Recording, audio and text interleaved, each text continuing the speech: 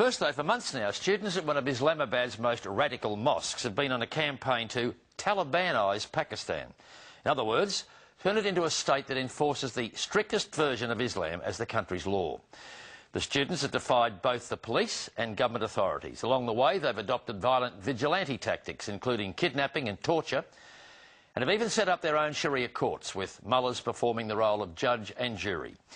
In his second Dateline report on the challenges currently facing Pakistan, Nick Lazaridis discovered that these new Islamic warriors are not only men, but also young women and girls who say they're prepared to die for their cause.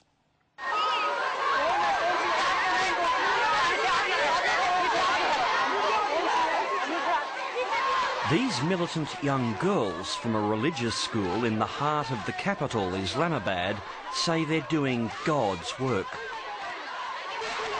Their mission is to turn back the clock, Taliban style.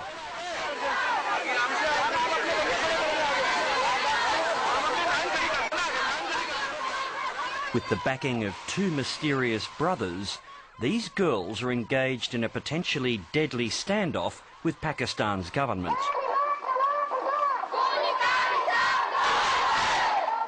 If you attack us, we are ready to sacrifice our life. If you attack, we will sacrifice our life here.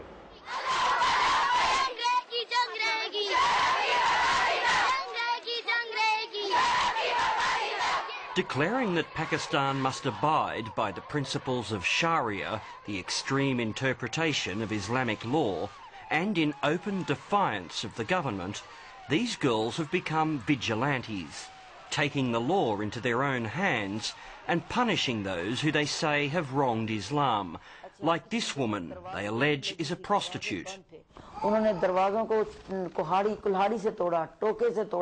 तोड़ के सीधे अंदर आगे कराकर फेंका, आंसू gas फेंकी। उसके बाद हमें तीनों को, माँ बेटियों को, इस तरह गले में रस्सियां डाल के और कुत्ते की तरह खींच के लेकर गए।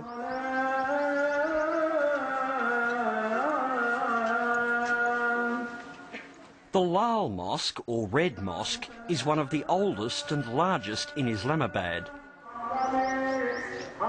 It has long been a melting pot for radical ideas and runs religious schools or madrasas for both boys and girls, each holding several thousand students. It's run by two brothers, both of them hardline clerics. The eldest, Maulana Aziz, never gives interviews and has rarely been filmed. He prefers to leave the PR side of the Red Mosque to his brother, Maulana Ghazi. I mean, we are demanding,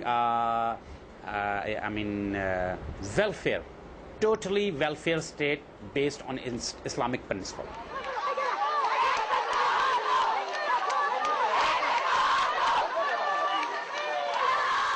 The trouble began in late January, when city administration officials in Islamabad ordered the demolition of what it called an illegal mosque.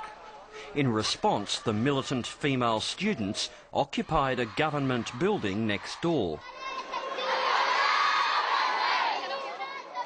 It was just to invite the attention of the international media and to the people that they should come and they should listen to us at what we are demanding. So, I mean, that it is justified, I think.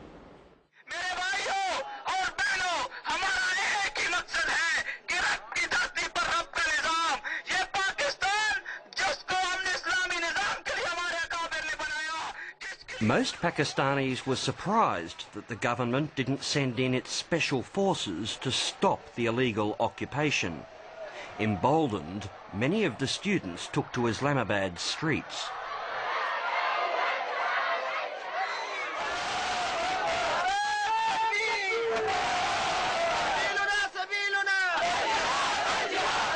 Like the Taliban, the Red Mosque followers consider most films and music un-Islamic, so Islamabad's music and video market was an obvious target.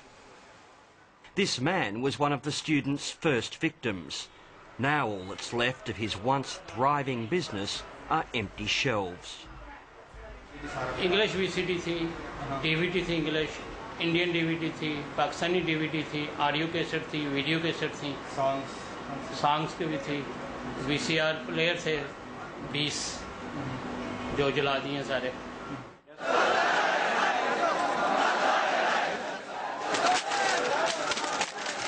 The students at the Red Mosque ramped up the pressure and gave the Pakistan government a list of demands. As well as demanding the legalisation of all mosques deemed illegal by the government, they also insisted that a strict system of Islamic law be immediately implemented throughout the country.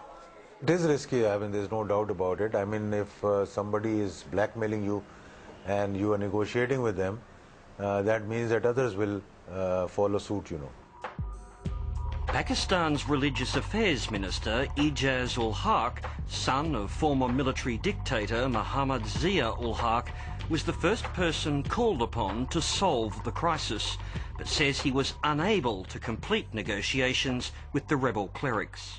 I gave up the negotiations after the three days, and Why did you give them up? I gave them up because I thought that this guy was under some sort of a psychological pressure. He's giving unreasonable demands, un-Islamic demands, the demands which cannot be implemented. Ignoring the government, the Red Mosque set up its own Sharia court and went looking for people to put before it. Within weeks, a middle-aged woman, known to locals as Auntie Shamim, was about to make headlines.